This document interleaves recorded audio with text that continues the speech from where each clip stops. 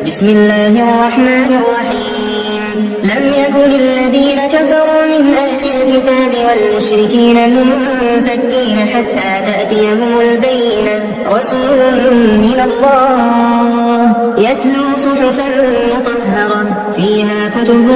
قيمة وما تفرق الذين أوتوا الكتاب إلا من بعد ما جاءتهم البينة وما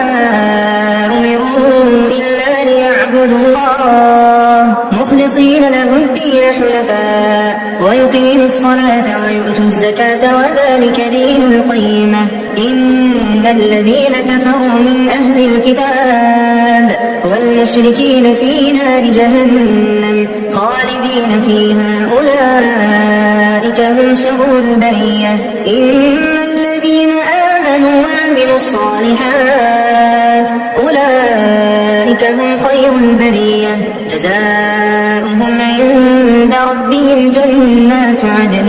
تجري من تحتها الأنهار خالدين فيها أبدا رضي الله عنهم ورضوا عنه ذلك لمن خشي ربه.